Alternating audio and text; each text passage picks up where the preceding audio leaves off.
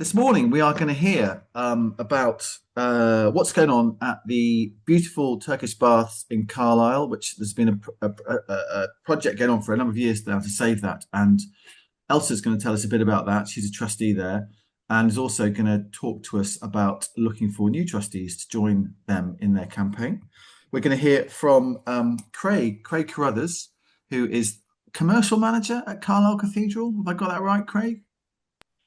Yeah, that's about right. Head of commercial, same thing. Yeah. Head of commercial. And we're also hoping to be joined by a magnificent Italian saxophonist called Tommaso. I've never met anybody called Tommaso before.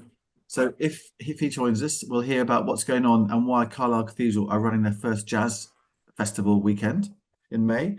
And then we're also going to hear about an exhibition in Kendal called Alternative Worlds. Someone called Miranda Prag will be joining us in about half an hour to tell us a bit about that as well. So that is the plan for this morning. As ever, quite a lot to talk about in a varied and eccentric style. But first of all, I thought we'd just hear about Tully House reopening. In a couple of weeks, we're going to hear from a couple of people who have helped make that happen.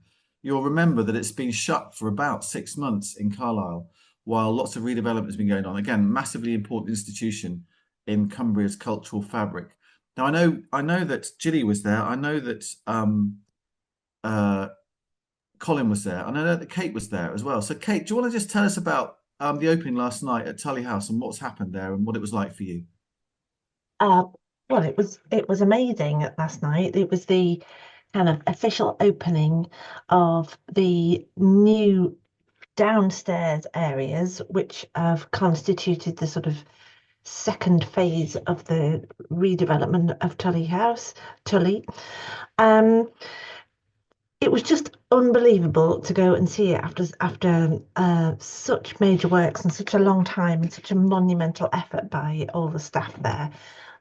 So it, it it's difficult to describe really, but they've created the most beautiful, impressive, grand, new sort of atrium, foyer, Carlisle Gallery. The cafe's been completely redone. It's absolutely beautiful. It has a sort of classiness to the whole thing that I really recommend going to see. It feels like a real centerpiece for Carlisle. And last night was fantastic to see everybody enjoying it and um, just having worked there for 8 years myself, just and kind of being on the periphery of the whole thing for such a long time. It was wonderful to see all the staff who've put so much effort in reaping those kind of rewards and all that wonderful feedback. So it was a great night and fantastic new spaces, fantastic new shop that faces the street, faces Castle Street. So yeah, go and see because it's so impressive and I'm just really happy for all the staff. And as you say, Tom, couple of the senior leaders from Tully are going to be on week after next. Is that what you said? Yeah. So, but I wasn't the only one there, as Tom said. Colin, what did you think of the whole thing? Colin's a trustee, I think, of Tully House, of Tully as well, aren't you, Colin? Yes, yeah, the trustee there. It was just absolutely wonderful to see the vibe and the buzz and see people so excited about it because it is so different Yeah. to the experience that people would have had previously when they arrived into Tully. And just to see people, and lots of people saying, I need to come back and look at this when there's not so Yeah. many crowds. And there were things on show that I hadn't seen before. And what has been a real bonus has been the community board, who were very involved in what the new Carlisle Gallery should look like. And that was an introduction. So your arrival is naturally the welcome desk, and then you've got the shop and the cafe, but then you go into the Carlisle Gallery, which sets out the history of Carlisle before you then go on to look at other things. So there's so many people, but as Kate has said, our staff, both past and present, have been absolutely phenomenal in making this happen. Mhm. And you know, we're already talking about what happens next. So great credit to our staff team, but also to everybody else that was involved. And I can echo that. You know, if you got a chance to go along, I hope you will be wowed too. But and thank you, Colin. And what did you make of it, Gilly, when you'd finished banging your drum in the doorway, which was just a fantastic. It was a fantastic opening for the whole thing, by the way, Gilly. Thank you.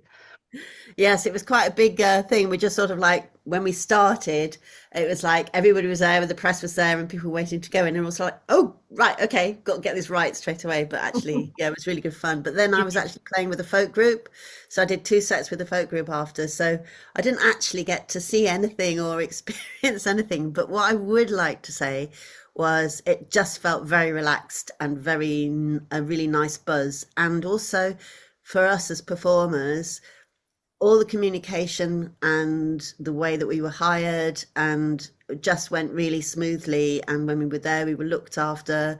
That doesn't always happen. And all those behind the scenes things are so important, just as much as actually the outward facing. So I'd just like to say a big thanks to Stuart, especially for sorting all that really well. That's great. I'll pass that on, because it was the climax of a massive sustained effort, and to get the detail right at that point when everybody's on their knees is just brilliant. So yeah, it was really positive, and I would heartily recommend a visit to have a look around, because it is disorientatingly different, as Colin says, and just so impressive, and high time there was something that impactful in the middle of Carlisle. So yeah, thanks, Tom. Okay, and just as Amy's put in chat there, the cafe looks really nice. They've redone the cafe, lovely sort of racing green, classy pink sort of two-tone thing going on, and sort of changed round the direction of the cafe as well. It looks really nice. Maybe it's going to be a new go-to cafe in Carlisle. So anyway, we'll hear more about that in a couple of weeks' time, but get yourself down there if you fancy it to have a good look around. Well, let's stay in Carlisle. Hello, is that Tommaso? Is that nice to have you with us? We'll join you shortly. But you're very welcome to the call. Elsa Price is, speaking of trustees, is a trustee of the Turkish Baths in Carlisle. Tell us a bit about what's going on there, Elsa, because I know it's been bubbling around now as a project for a number of years, and you've done a great job to kind of get things in order. We've got a little film we can watch as well, but tell us a bit about yourself too, and why you've come on the call this morning. Yeah, thank you. So I don't know if anyone's been when the Turkish baths were open. A couple of nods. Okay, great. It's a really beautiful building. So when the Turkish baths had their heyday in the Victorian era, there was about 700, over 700 across the UK and Ireland, and now there's only 13. And in the Northwest were the last one. So it's a very precious building from the nation's history, but also locally for Carlisle. And the group formed a couple of years ago during lockdown to try and campaign to keep it open after COVID, which we managed to do, and we did lots of improvements. But with the Station Gateway project moving the pools across town, it meant that there was no operator to care for the Turkish baths and the Victorian swimming pools. So with that change, we sort of decided we had to be a bit more formal, become a charity, which we are now, have proper trustees, and sort of take things a little bit more seriously in terms of not just improving the facilities, but helping to shape the vision for it. So our progress so far. So let me just pause you there, yeah. Elsa. Can we just see that little 90-second film so that people that don't know it? This is just sits on the front of the lovely Baths website, and we'll just watch this and just sit back and enjoy the music and imagine yourself steaming away in the Victorian Turkish baths in Carlisle.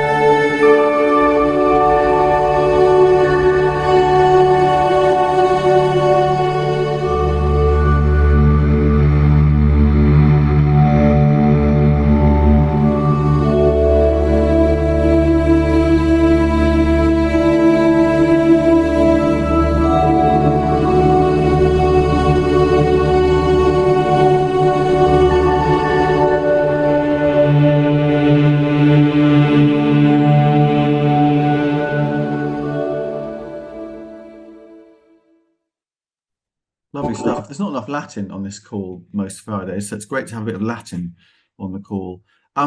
Elsa, why does Carlisle have any Turkish baths in the first place? Yeah, so it was part of a bit of a Victorian movement to bring originally laundry services to working people. So as Carlisle developed over the years, we have, as many of you probably know, lots of amazing manufacturing, some of which are still around today, like Hudson Scott Metal Box or Carter's Biscuits. So the area around the Turkish baths was very heavily industrialized, lots of factory work, people living in very small back-to-back housing without access to places to do their laundry or places to wash. So you have a lot of cholera epidemics. So famously, Kitty Wilkinson in Liverpool, she sort of started the movement. She opened up her house for people to come and use her boiler. And then eventually there was an act called the Bath and Wash Houses Act, which allowed local councils to raise money from the government to build facilities. So I think the first facility was the Victorian pools, and that's washing pools, not swimming pools, and laundry. And when they built that, they wanted to have the Turkish baths, but it took about 10 years, maybe 15 years. So they weren't actually built till 1907. So they're technically Edwardian, but they're in the Victorian style. And they were built again for working people. It was a diplomat who went off to Turkey, experienced the hammams, came back, was raving about it. He teamed up with a doctor in Ireland and they opened the first one in Cork, and it just kind of took off as a kind of fashionable thing to do, but aimed at working people. So the idea was you can go in there and relax and take in the hot air, and it was good for your humours and good for your health. So it was originally open 6 days for men, 1 day for women. And then in the 1920s, we get a ladies' waiting room and we get more provision for women.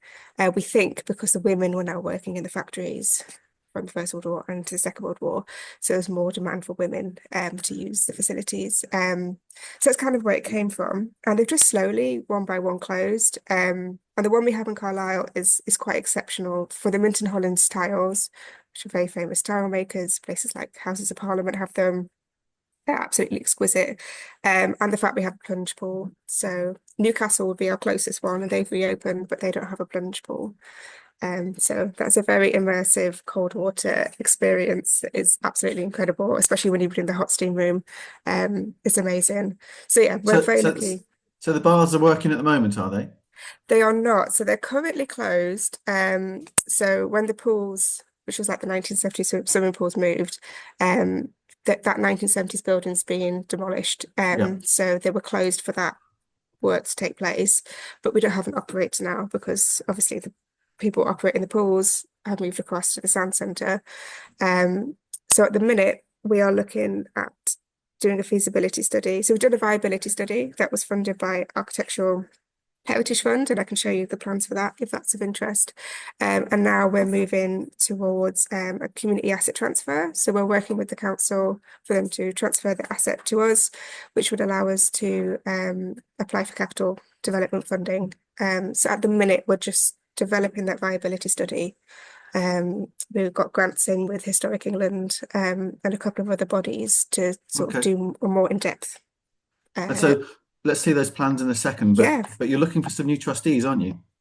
Yeah, so we've had a journey from a group of people who were campaigners into a formal charity, and where we are now, which is on the edge of taking over this building that needs millions of pounds spent on it and running it for public benefit.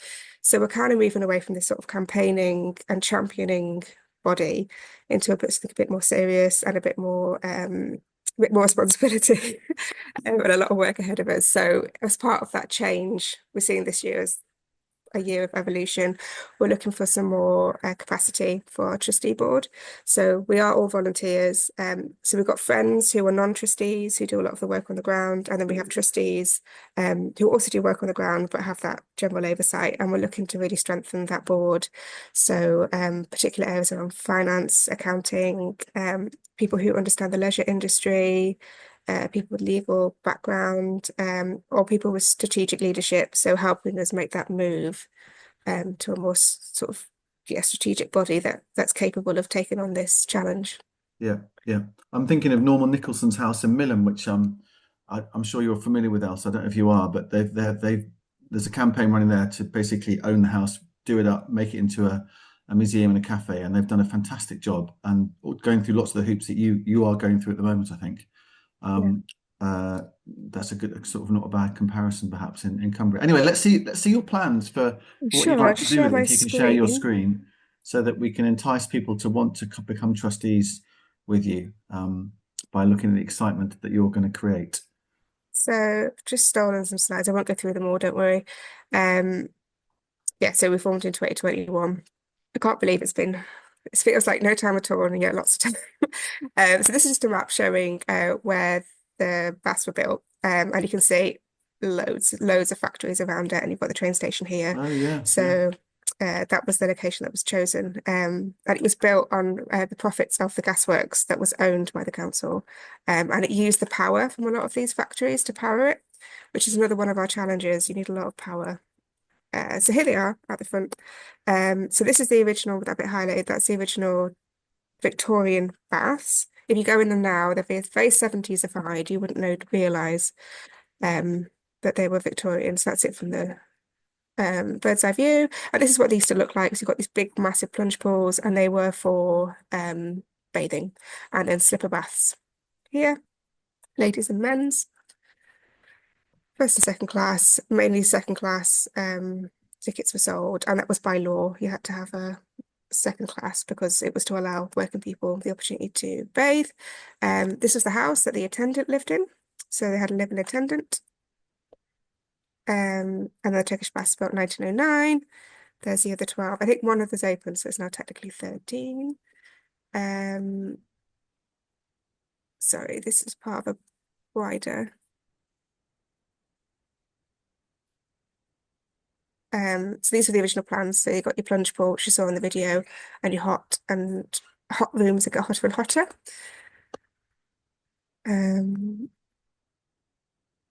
the Turkish bath bit is this tiny little sliver here. Wow.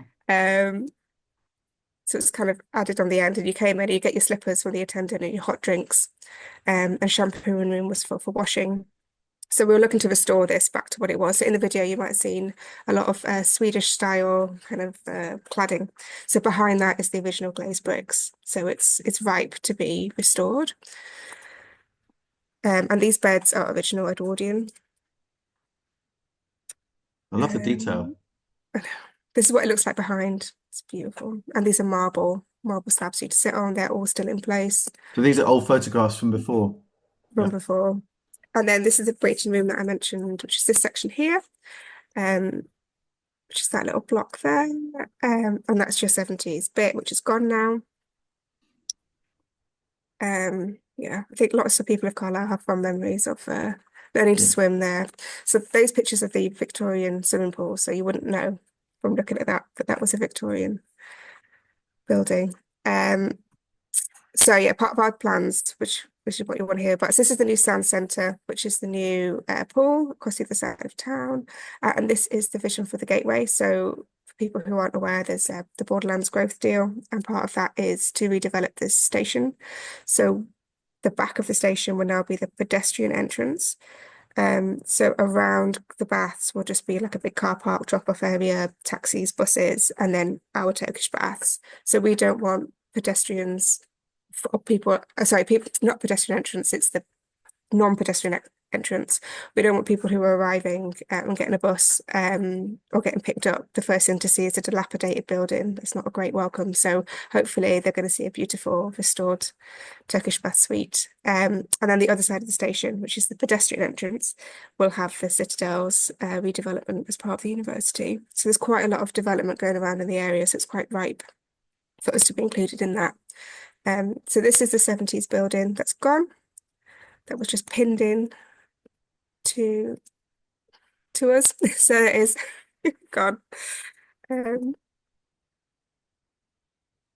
This is the plans for the station gateway. Okay. So you can see we're splat bang in the middle of it. Sorry, this is just what we've been doing, which I'll skip past. And this is our plans that we had done from our feasibility study. So the baths are on 2 levels. So if you come from the station, it's actually lower. And if you come from the street, you're at a higher level. So our idea is to have a cafe, welcome shop area. We will make the swimming pools. So it's not feasible for us to maintain the swimming pools in the feasibility study, basically without public subsidy, because they cost an absolute fortune to run. So we're going to board them over and make them into different facilities. So a dry therapy and sports area and a wet area. So the wet area will have your steams and your jacuzzis and that kind of traditional spa stuff. And then the laundry, we want to make in honor of it being a community laundry when it was founded, either a community room or a community laundrette, because there are no coin-operated laundrettes in Carlisle, and there's a lot of hygiene poverty in Carlisle. So we feel like there's an opportunity there, and there is a model in Liverpool for that, where you do commercial work that helps subsidise community laundry facilities, and then a full restoration of the Turkish baths back to its original glory. And the ladies' waiting rooms will be changed into treatment areas where we could have, freelancers come in and do things like massages or even talking therapies and wellness therapies. So not like a gym, more like a wellness and wellbeing centre. And this bit here is a mezzanine floor. So when you're in the Turkish baths and you're in this area here, you can pop up to the mezzanine and get your drinks and refreshments and overlook the cafe, which would be nice, bright, airy space. So that's where we're up to. Okay. I will stop sharing my screen. Yeah, that looks really exciting. So if anybody fancies finding out a bit more, I think Amy's put the website details in chat there. Thanks very much, Elsa. And Derek has formally corrected a bit of Latin as well in the way that only Derek would know how to on one of the signs. So that's up for discussion. I'd say, Derek, thank you for your input there. As I said, more Latin on a Friday morning, please. Thank you very much, Elsa. No problem. That's really interesting. And why do you care? Oh, because they're amazing. Are you like an architectural historian or something? Or no. So I'm a museum archaeologist. So right. I'm currently lead curator of archaeology at National Museums Liverpool. But I went there once, and just the feeling you get from being in those plunge pools, and there's something really special about being in a place where everyone's in their swimwear and people who you don't know suddenly start talking to you, and you just have the most amazing connections and conversations with people. If you want to know about the effects that the Turkish baths have on people, we've done a podcast that's on our website that's got first-hand accounts of people's experiences. And it's really, what's come across is that it's been profoundly important, particularly for men. And we've had a lot of men telling us that the Turkish baths have saved them. That's where they came to decompress. It's a space with no alcohol. It's a space, where there's no pretense. You're just there, taking it in, concentrating on yourself. And it's hard to explain unless you've experienced it, but it really is a special place, and it means a lot to a lot of people. So the podcast is there. I would recommend a quick listen when it reopens. I can see a CACN outing to the Turkish baths. Come, yes, we'd love that. And the details for the trustee website, details for the trustee vacancy are on our website. It's on a downloadable PDF on the homepage. So there's more information there. All right. Thanks very much, Elsa. Well, let's stay in Carlisle for a different type of cultural experience, because we're going to cross to the cathedral, where Craig runs the commercial activities there, and where Tommaso is going to play his fantastic looking saxophone very soon as well. Is Tommaso? There he is. Hi, Tommaso. Just come off mute, Tommaso, and say hello. Just come off mute. You're on mute. Just come off mute there, Tommaso. And we still can't hear you. So if you can come off mute. Looking for the button. Well, there you go. Sorry, I'm really bad with technology. You're okay. Where are you this morning, Tommaso? I'm in a practice room in Hackney, in London. The glamour. Well, I tell you, I'm waiting to, because I've been for 2 years in Spain, and I've just come back in the UK, and I'm waiting to go back into Highgate, North London, where I've got a flat. And I have to say, Hackney is the real London. It's really happening here. So the arts, the people, everything it's really multicultural. I love being here. All right, fantastic. Have you been to Cumbria before? Yes, I have. Yes, I've been a few years back, and I played at the Florence Arts Centre, and I loved it. And then I did a few other concerts and workshops, and it's just a very special place. I really look forward to coming back there.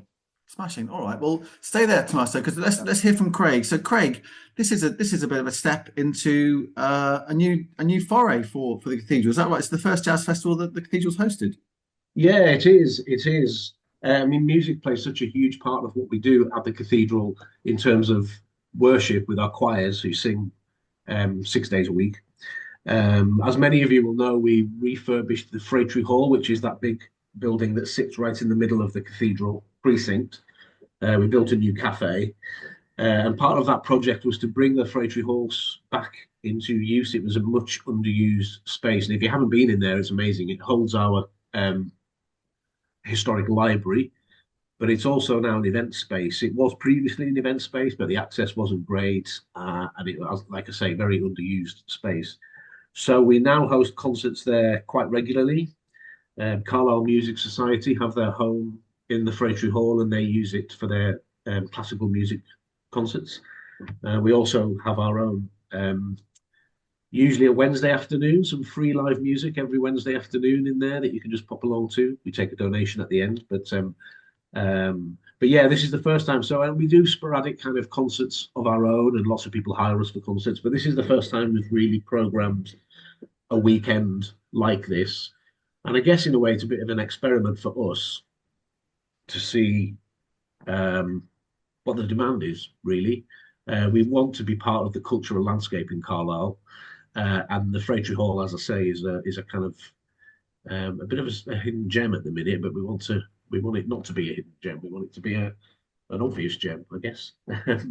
So yeah, but like Tommaso said there, I used to manage a big shout out to Florence Arts Centre, which some of you may know, which is down In Egremont. Egremont, yeah. So I used to manage the Arts Centre about 7 or 8 years ago. And actually Tommaso came and played there. So when I was putting this weekend together, he was right at the forefront. I thought, who can I get to play? So it's a really good example of those connections that you make. So although it's been a long time, it was kind of top of my list. And he said yes, which is great. Well, actually, we've got a little bit of Tommaso in action. If Amy can say, so this looks like a lovely little intimate gig in possibly a pub or something like that. But it's some lovely stuff. So we're just going to watch a little bit of Tommaso in action with a couple of colleagues, and then we'll ask a couple more questions.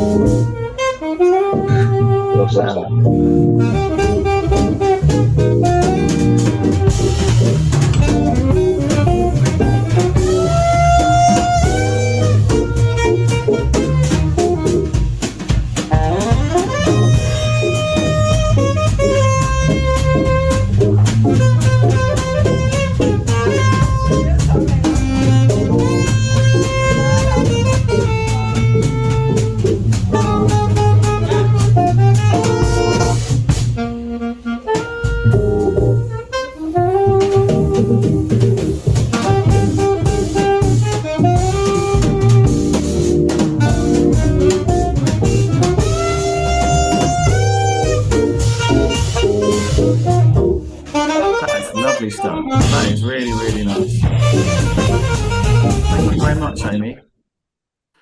I think a bit more jazz, a bit more Hammond organ, a bit more saxophone, a bit more Latin. I'm learning so many things this morning. So, Tommaso, that looks like a lovely little gig you did there. Can you remember that one? Yeah, oh yeah. I play there regularly each time I go back to Milan. It's a very small place where you can sit more or less 20 people, and they serve the best wine and cheese ever. I mean, some of the wines that go back like from the 1940s and 50s. There's huge bottles full of dust, and there's lovely northern food from like polenta and tortelli and truffle and stuff like that. And the guy has got his kitchen downstairs at the back, and so whenever I'm playing, when he's got his plates ready, he's coming behind me and he taps me on the shoulders because it's passed by to put the plates on the tables. It's so small that you have to kind of move around to accommodate people passing by, Oh, it's lovely.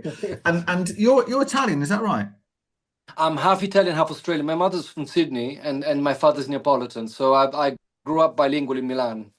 Okay, all right. And so, what's the plan for the cathedral? Do you know yet? Yes, I put together an organ trio, two wonderful musicians from Leeds that I really look forward to playing with. They're really top of the notch in the Leeds jazz scene.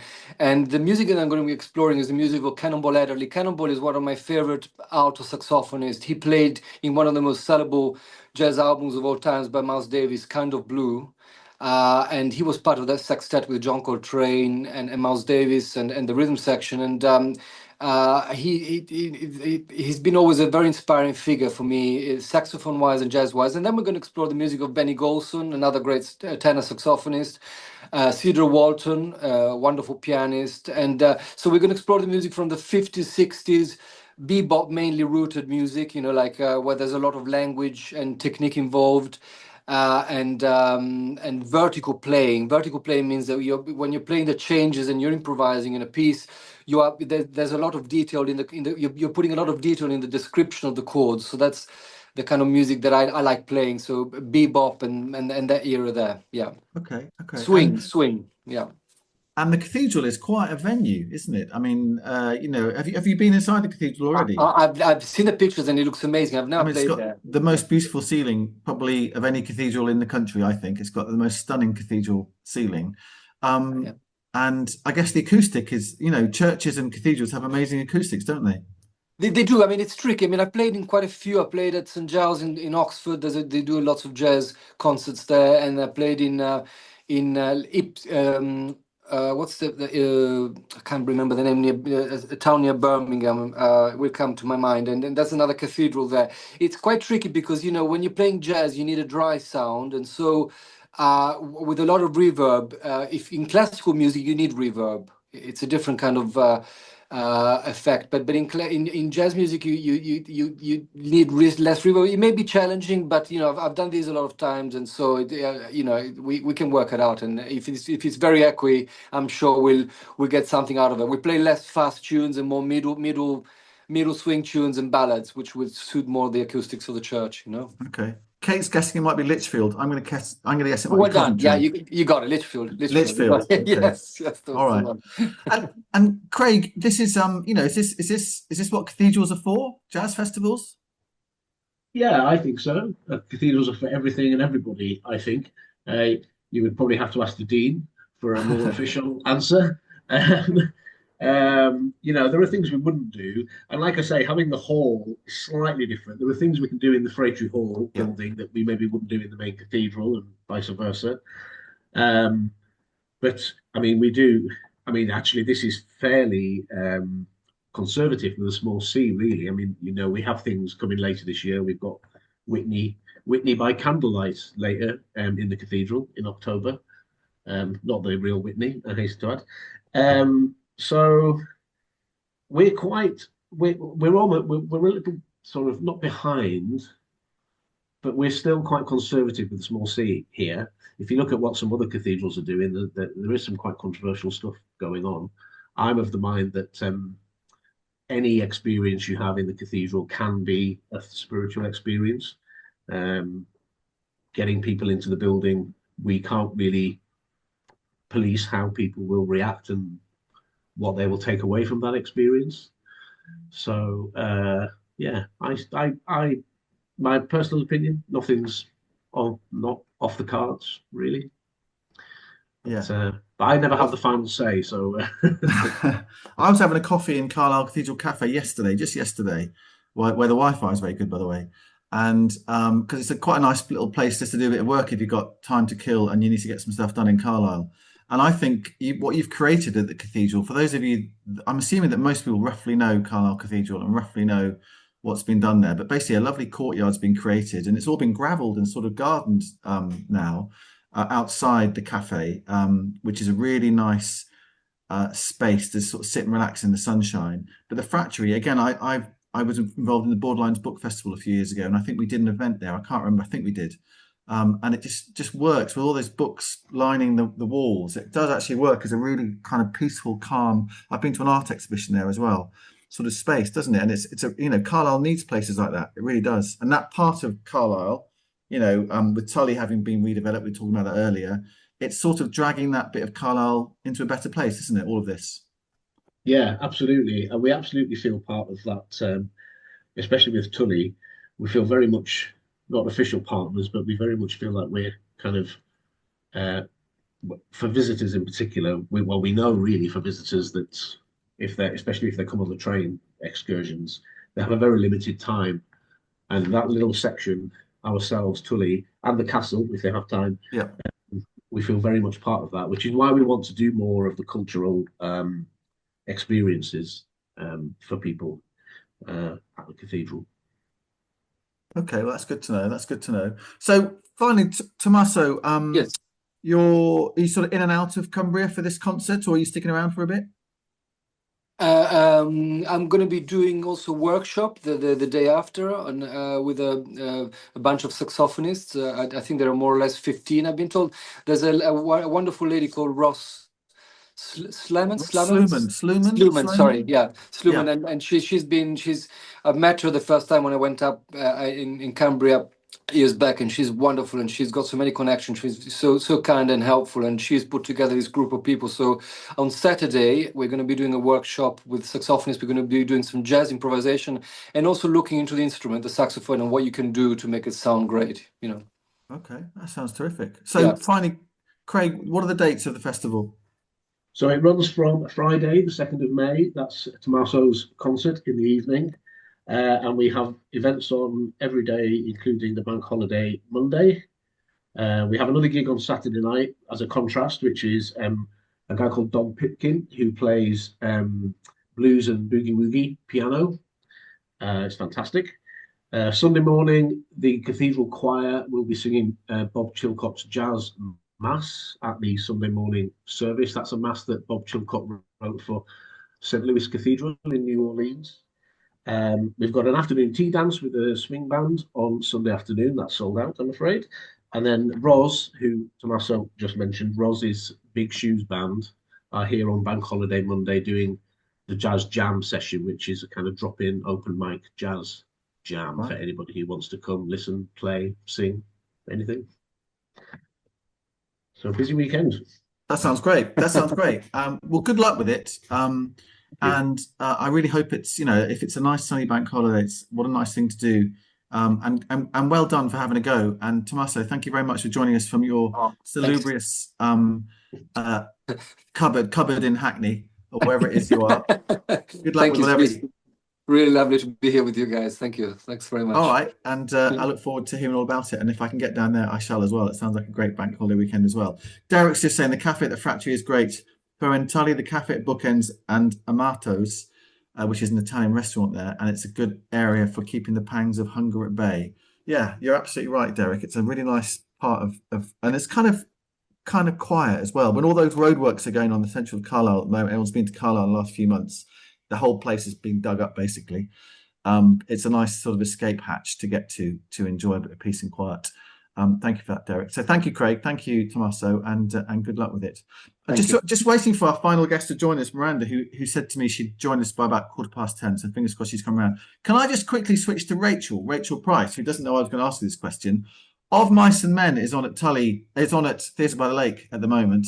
I think we're into week 2. I can't remember. How's it going? And any thoughts about the play yourself, Rachel, having seen it, I think, on the same. In fact, were you sitting almost next to me when we saw it on whenever it was last week? Yes, yeah, it was, yeah. So it's running till next Saturday, so the 3rd of May. And yeah, so Rachel and the marketing manager, who's also on the call, I think. Oh yes, there she is. Yeah, here she comes. We liked it so much, we've seen it twice now. So we went down to Bolton, where it was first, the Octagon Theatre in Bolton. It's a co-production, isn't it? It's a co-production with the Octagon Theatre and Derby Theatre, and yes, there might be another one, I can't think. But yes, I just found it really powerful, and I think it's really interesting that they've got an actor playing the Lenny. Lenny, yes. So Will has learning disabilities, and he's just phenomenal, I think, in that role. And it's just, yeah, I think it's just for me, it's just a really strong cast and a great story, and I think and a beautiful set. I think they tell it well. Yeah. Anything to add to that, Rachel Kay? No, I think Rachel's covered it beautifully, but she's right. It was a decision by Sarah Brigham, the director, to make sure that the cast was fully inclusive. So actually, there are 4 actors that have been specifically cast into the roles. So the role of Crooks is played by someone who has had an injury, a back injury, which is the same as the character in the production. And the character that plays, oh gosh, it's terrible, isn't it? I've already moved on to our next production, so I'm starting to forget their names. That's terrible. There's a blind Candy, character, isn't there? yeah, the character who plays Candy. So in Steinbeck's novel, Candy did have a disability. So in fact, the actor that's playing is blind. So it's been a really lovely process, because there's audio described for every single show as well. And the audio describe has been done by the actors. So actually, even if you don't need audio description, it just adds another layer to the whole production. So you can go in with your mobile phone, scan the app, just as long as you've got some headphones with you, and you can actually listen to the audio described during the performance, whether you need it or not, and get a whole different layer of experience. And this is something that's becoming more common now, which is great to see, because it just means that theatre is becoming more accessible to more people, which all the time, which is a really great thing, to be able to offer. So we're very proud of that. Great. Yeah. All right. Well, it's as I say, I really enjoyed it, and it's got quite an ending, if I can put it like that. It's got quite an ending that stays with you. So good stuff. Thank you, Rachel and Rachel. And I hope the audiences are good up until the final show. And co-productions seem to be a good way of doing stuff in this day and age. So thank you for that. And as Kate's just put in there in chat as well, this weekend is the Knotted Project's Forge Festival, showcasing dance and theatre performances by young people at Windermere Jetty. I've been to that in the past before, and that's a really good opportunity to see young people having a fantastic time in the heart of Cumbria as well. So get yourself there if you possibly can. Right. There's the lovely Miranda Pragg, I suspect. Not that I've ever met her, but there she is, under the guises of Mainspring Art. Is that you, Miranda? I know you've had a busy morning. I'll just wait for you to come off mute there as you try and tap the button on your... Yes, hi. Hello. Yes, it is Hello. me. Are you all right? Good, thanks. Yeah, how are you? I'm very well. Where are you this morning? I'm at the Eddington, which is the venue for our event that I'm about to talk about. In Kendal? Kendal, yeah. And well, part of the venue is this amazing church space. So that's where I'm sitting right now. Fantastic. Well, tell us a bit about yourself and Mainspring Arts, perhaps, and also about Alternative Worlds. Yeah, so Mainspring Arts, I'm the director of Mainspring Arts, which is a neurodiversity arts organisation that supports and celebrates neurodivergent creativity, co-creates supportive, safe, welcoming spaces, and creates community for neurodivergent people through creative activities. And Alternative Worlds is an exhibition that is opening tonight, and it's the culmination of a pilot project that we've been doing over the last 6 months. I've been working with Danielle Chappell-Aspinwall, Cumbria-based textiles artist, and she has been the lead artist and facilitator for this project. She's been working with a group in Kendal, a group of neurodivergent people who have all come together fortnightly over the last 6 months to do art workshops with Danielle. And yeah, it's called our Kendal Creative Wellbeing Group. So the focus of the workshops is well-being and socialising and meeting people and finding community and doing creative activities together. So yeah, they've been working together over the last 6 months and making some really beautiful work, and yeah, sort of textiles focused, although some of them branched out into other art forms towards the end. And yeah, today is the final culmination of that process, and we're displaying their work in an exhibition called Alternative Worlds at the Eddington in Kendal. And yeah, the work's amazing. I'm really excited about it. Tell us a bit about the work. Oh, well, there's some amazing textiles work. The starting point of at the beginning of the project that the group worked with was thinking about safe spaces, their favourite safe spaces where they go to feel grounded and relaxed. And then out of that, they started making cushion covers and hot water bottle covers. And then they all have sort of developed in different directions. So some of them have kind of expanded on that and made for other textile pieces based on their original piece, and other people have moved into sort of sculpture, and there's a bit of video art. What else is there? Yeah.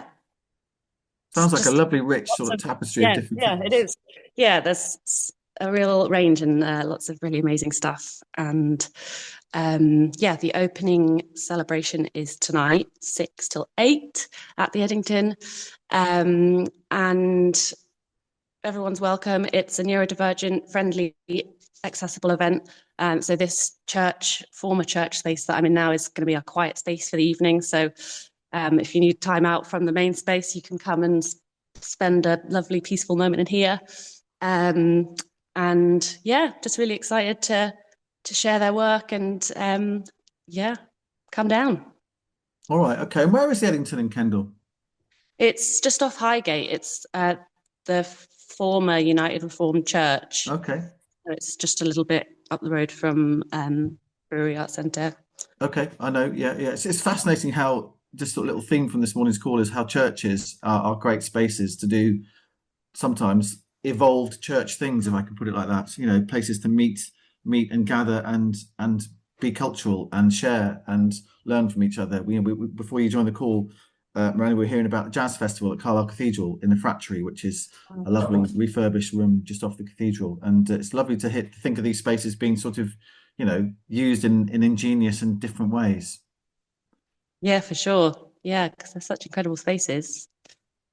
Yeah, great stuff. All right. Okay. Well, Amy has put into chat there the Mainspring Arts website, which tells you a bit about Alternative Worlds. And also, yes, another art opening in Kendal tomorrow at Kendal Museum. Anne Waggot-Knott and Carly Rose Bush. There's a link there to the work they've done. Anne Waggot-Knott will be familiar to some people on this call. Carly used to help run the gallery in Cockermouth on the bridge at Cockermouth. And there's Miranda also coming to do her solo show at Theatre by the Lake on the 15th of May. An attempt to lose time. Miranda, you're a woman of many talents. Yes, that's true. In a nutshell, what's that about? So that is a show about, in a nutshell, giving up timekeeping, which is something I did as research for the project. I gave up timekeeping for a while. I lived without clocks or calendars while I was travelling north very slowly on a canal boat. And then sort of the culmination of that process was that I went to Shetland, to the northernmost island in the UK for a few days at the solstice, and was just sort of alone and without clocks and time and people to anchor me in sort of the world of time. Yeah, just as a kind of thought experiment, really, to see what it would be like if I was able to completely lose my sense of time. But also, yeah, a kind of rejection of the dominant system of really over-accurate, I would say, timekeeping that has become dominant in the West as a result of colonialism and capitalism and industrialization. So yeah, that's in a nutshell what it's about. Fantastic. That sounds fascinating. Thank you for mentioning that, Rachel. I wasn't going to, but thanks. That's what it's all about. Sounds really interesting. Really, really interesting, actually. And as someone that used to work in broadcasting where timekeeping was absolutely essential to get to the top of the hour on time to the second, that's got me thinking about timekeeping and how important it really is. Yes, I'm not very good at it, which is kind of also where the statement came from. I actually almost forgot to join this call, but I remembered just in time. I warned people that I wasn't expecting you till 15:15, so that's all fine. Thank you very much. Thank you very much, Miranda, and good luck with the exhibition opening this evening. Just one thing before we finish, and yeah, Kate's just put in the chat there, Alison Critchlow, a friend of this network, fantastic painter from Bowness on Solway, lovely exhibition just opened in Newcastle, Central Newcastle, Gallagher and Turner Gallery. If you get a chance to see that, do go and have a look at that as well. There's a link there. Next Friday, we got a special call. A lot of you will know of John Fox, who was a legendary artistic creative, lived in Ulverston towards the end of his life, who sadly died about a month ago. Set up Welfare State International, hugely impressive and influential organisation. His two children, Dan Fox and Hannah Fox, are going to come on the call next week and reflect on their father's life. I'm sure people will have their own stories and memories of John. I made a podcast. I went to interview him last year with his wife, Sue, who I had a long chat with about a couple of weeks ago, actually at Grisdale for an opening, who was on really, really good form and talked so lovingly and animatedly about John's funeral and what a great occasion it was. So we're going to hear from Dan and Hannah next week, all being well, just to reflect on John, or not know just about it, to reflect on John's life, John as a dad, as well as John as an artist and a creative. So if you can join us next Friday, we'll just dedicate the whole call to Dan and Hannah and reflecting on John and his role in the artistic community, both in Cumbria and the region and the country and the world, frankly. So that should be a special time. And Amy, thank you for putting that link to the podcast episode. If you want to hear a bit of John talking about John and Sue as well, when we chatted over lunch, it was a really nice occasion for me. There's some stuff to hear there. So that's next week, May the 2nd, I think it is, next Friday. Dan and Hannah Fox talking about John. Thank you very much to Elsa and to Craig and to Tommaso and to Miranda and everybody else who's contributed, and to the Rachels that I sprung that upon. It's been great to see everybody. I hope you enjoy the sunshine, although it's going to get a bit wet over the weekend, but then warm next week is what I'm told. So a whole smorgasbord of delights to look forward to if you're a gardener, and if you're not a gardener, take a brolly, but also wear a pair of shorts and you'll be fine. Nice to see you all. See you all next Friday. Have a good weekend.